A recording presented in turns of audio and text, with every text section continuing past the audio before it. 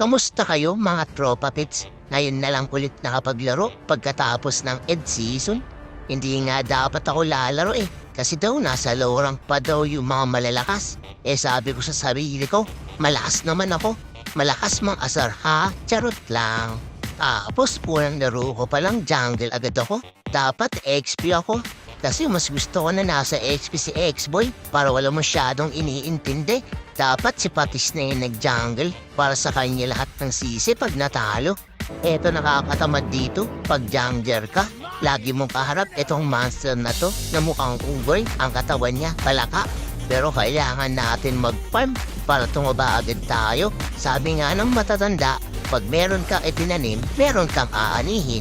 At eto na nga, level 4 na tayo. Mahigipagbakbakan na naman tayo dito sa turtle. Siyempre hindi tayo papaagaw dito kay kuya mong Alpha. Matatakot sa atin kasi cute yung kaharap niya. Pag naagaw niya tayo dito, dinaya. Kala niya, maagaw niya sa atin yung turtle. Namatay tuloy siya sa pagpipilit niyang maagaw. Dito, may nakita akong tumatakbong multo. Kala ko kung sino, si Aling Natalia pala yun. Makakaligtas sana siya, kaso bigla sumabog si X-Boy. Nakita ni Aling Matilda, bigla siya lumipad na parang si Darna. Nakita ko na naman si Aling Natalia. Gusto niyang makaisa, kaso hindi niya kinaya. Ala, binubugbog na nila si Kuya Balir. Pero huwag ka mag-alala, ipaghihigante na lang kita sa abot ng aking makakaya. At isama mo pa tong si Kuya Alpha. Buti na lang, dumating si Patis at naku, tumalong pa sa kamatayan tong si Gabot. Kala niya, mabibigyan niya tayo ng bubot. Ay, ambot! Si Aling Matilda, galit na galit. Nag-ultimate na ako kay Aling Matilda. Kala ko, may flicker ako. Naka-retry pala ako. Si Aling Natalia, kala mo, superhero. Yan tuloy na pala mo. Nagdaan na nga si Aling Matilda. Binaksakan pa ako ng paminta. Ang sama niya, buti na lang napaghiganti ako ni Ate Chang Chang. May nakita na naman akong tumatakbong multo. Binugahan ko ng apoy. Wala naman ibang ginagawa to, kundi magdamo. Bahala ka dyan. Dito na lang ako kay Kuya Alpha. Kahit papano, lumalaban ng sabayan kahit ikamatay pa. Yan ang tunay na bayani. Siguro, puri na mga natatanggap na salita to. Dito, kinuha ko na red buff ni Kuya mo Alpha. Kala ko, maagawan pa ako dito. Buti na lang, kita ko. Tapos, hala, meron palang Layla. Di ko siya napapansin mula kanina.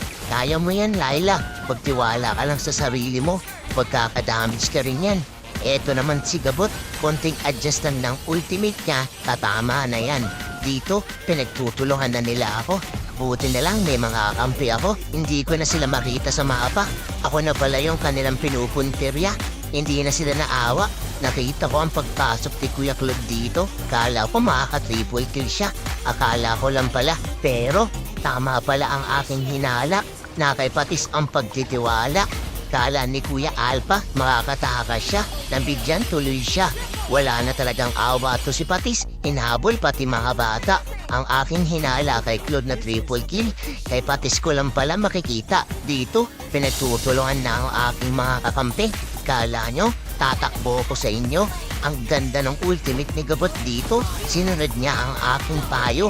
Kaso, pagbagsak niya, bigla siyang nabaldado. Eto na naman si Gabot, nag-ultimate sa walang tao. Ano ba yung pinaggagawa mo? Isang beses mo lang sinunod ang aking payo. Yan tuloy, napauwi ka sa inyong baryo. Nakita ko si Aling Natalia dito, tumatakbo.